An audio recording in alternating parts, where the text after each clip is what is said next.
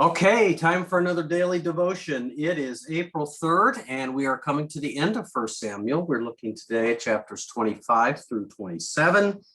So David continues to be on the run from Saul, and chapter 25 opens up with the death of Samuel the prophet, who was also the last judge of Israel. He dies, and all of Israel assembles and mourns for him. He dies as a faithful figure. They bury him at his home in Ramah, and David then continues on his way going north, seems to go farther north away from where his family are in Moab to keep them safe from Saul. And we begin with chapter 25 with the story of David and Nabal. Nabal is a man who is very rich, we're told. He's got 3,000 sheep, 1,000 goats, and it's sheep shearing season. And this is a time for celebration because everybody's working and working hard, and you're going to shear the sheep in order to sell the wool and make money. So everybody is celebrating. And David's been in Nabal's area, and he sends a group of 10 men to Nabal to request of him reciprocal hospitable behavior. In the ancient code of hospitality, you certainly had to be hospitable to those around you, even people you didn't like. And so what we get here is David with his men are in Nabal's area, and while they're there, they protect Nabal's flocks. They protect his men. They don't harm them. They don't take what's not theirs. They actually fulfill the customs faithfully. And now David sends men to Nabal to request whatever it is that he might give to them in reference to hospitality, in reference to food and provisions. And maybe by sending 10 of his men, maybe just a little bit of intimidation there. Could be also saying, I could do more, but I didn't. But Nabal, whose name probably means something like efficient, but in Hebrew sounds more like the word fool. So this is interesting. Nabal, we're told, by the way, is an ill-tempered guy. He's just not a nice guy. And so he basically, when David's men come to him, he basically tells David's men to, take what and put it where. And so he goes back to David. They go back to David and tell him David's really incensed, and he's going to decides he's going to go kill Nabal and all of the men in the camp who work for Nabal. And all of those, now mine says going to kill all the men. The Hebrew reads all of those Nabal and all of those who urinate against the wall, meaning that since men stand when they take care of business, that they're going to kill all the men, not the women. They're just going to get the men, and then they'll take what they need as far as provisions go. But on the way, Abigail, who is Nabal's wife, who certainly has a different temperament, is told of what's going on by Nabal's servants, because Nabal can't be reasoned with. And so she commands the men to take provisions and gifts to David and go ahead of her. And she gets there and she bows before David and goes into this long speech. This is rare to have for a woman to give this kind of a long speech in the Bible. Women certainly are at the center at certain narratives, but this is a really long, well-reasoned speech, and this is rather rare in the Bible.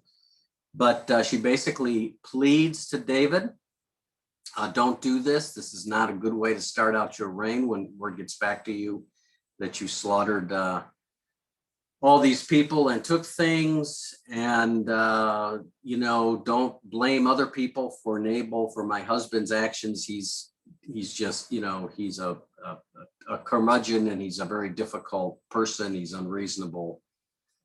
And so she also at the end says something interesting. before she leaves David. She says, "Remember me, please remember me." This might be a subtle marriage proposal on her part, right? You know, we don't know. It's very interesting. But what David does is he hears what she says, and he thanks her. In his anger, he would have done something that would not have reflected his just kingship. And so he thanks her for reasoning with him. Abigail goes back to Nabal, does not tell him at that moment what's happened because he's been drinking pretty hard and in a good mood and may not even remember the next day, right? So she waits and she finally tells him. And we're told in chapter 25, verse 31, in the morning when the wine had gone out of Nabal, his wife told him these things, and his heart died within him. He became like a stone. About 10 days later, the Lord struck Nabal and he died. So Nabal dies. And so this is interpreted as God has done this. David hears about this and believes that God has enacted his judgment upon Nabal for how he treated David and his army. And then he decides to take Abigail as his wife. And we end chapter 25 with verses 43 and 44. David also married, in addition to Abigail, he also married Ahinoam of Jezreel. Both of them became his wives. Saul had given his daughter Michal, David's wife, to Paltisan of Laish, who was from Galim. Now we're not told why and for what reason Saul gives Michal to somebody else other than David, other than Saul hates David and wants to kill him. But David has a couple of wives, and so one of the things that we see here is polygamy, having more than one wife. And Solomon, when we get Solomon, he's gonna break the mold when it comes to having more than one wife. Remember that the back to Genesis, in creation, the marriage is between two people. There's no polygamy, and the law pretty much provides for, or I should say, does not provide for polygamy. And so what happens here is when the kings of Israel start to do this, it is the beginning of the revelation of exactly what the people ask for. They want a king like all the other nations. And so that means that even the kings do something that is not allowed in the law, and that is being married to more than one person. And these marriages are probably more politically maneuvered than anything else. That you take another king's daughter as a way of making peace and as a way of making alliances. So David is just demonstrating that he too is going to be like a king like all the other nations. May not be as bad as Saul, and may not be as bad as Solomon, but yeah, he's getting in that vein. So Israel's getting what they asked for, right? They really don't want God as their king. They wanted a human king like all the other nations. Okay, so we get to chapter 26, and we get a second account of where David spares Saul's life. He sneaks into the camp.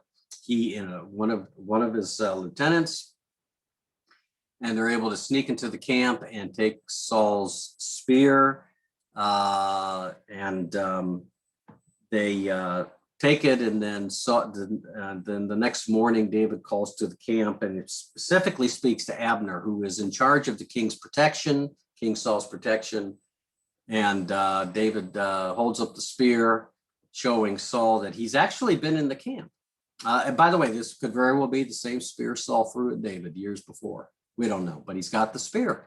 But he doesn't kill the servant of the Lord. Again, he is advised to kill Saul when he has the chance, and he will not do it. I will not raise my hand against the Lord's anointed. So he reveals to Saul the opportunity he had, and that he didn't take. And of course, Saul again is repentant and says he will not harm him. Again, a short-lived promise. And so David goes on his way and Saul returns to his place. Now we end with a very brief chapter 27 in which David now, once again, we're told, goes down to Gath to King Achish. This is kind of interesting because, the first time he was there, he feigned being crazy. So it's kind of interesting why the king is really interested in dealing with David. But David goes down to Gath, and when Saul finds out about it, unlike the first time, the second time he doesn't follow him. And so David basically goes to Achish for protection, but and in return becomes a mercenary. He and his army become mercenaries, meaning that in return for a place to live and a place to be safe, David and his men will wage battle against King Achish's enemies, who happen to be the Israelites. So he goes out and he does battle, but not with the people of Judah, and that's exactly this tribe of Judah he's fighting against. Not with the people of Judah, but he goes to other peoples. He goes to other places in orders to make war, and then makes war on people.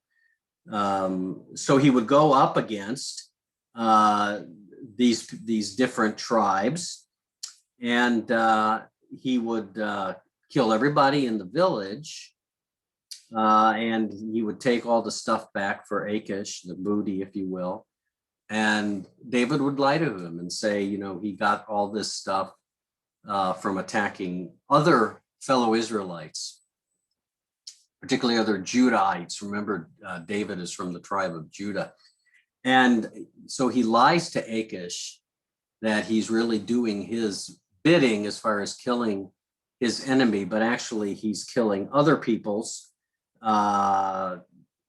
Again, the Jerahmeelites and the Kenites and the different groups. He goes against them, and he's actually getting rid of them and killing all of them so they can't give up the game to Achish. And so David is a mercenary who is ahead of time beginning to rid some of the land of peoples that he doesn't want there when he's king, but he's able to pass it off as going to war with his own people. And therefore Achish thinks as well, he's hurting his own reputation. So Achish thinks he's got a good thing here. He's got David and his men who are killing for him and making him wealthier by plundering. But the whole time for David, it is a ruse. And in fact, in the last verse 12 of chapter 27, Achish trusted David, thinking, he has made himself utterly abhorrent to his people Israel, therefore he shall always be my servant. So David, Saul, we're told before that David is told to be cunning. He's a smart guy. He's cunning. He's not any different as any other king and warrior who is not afraid to shed blood and not even afraid to shed innocent blood, which is part and parcel of the time. But he certainly is clever, and he has learned in this time of fleeing Saul, he's learned to survive. He's learned how to survive, and not just survive, perhaps even flourish a little bit as well. So that's where we end today, and we will pick up tomorrow with the last 4 chapters of 1 Samuel, and we will finish that up, and we'll end chapter 31 with the death of Saul and his sons, and then we will begin moving into 2 Samuel. So let's pray. Gracious God, again, grateful for your blessings, for the gift of this day.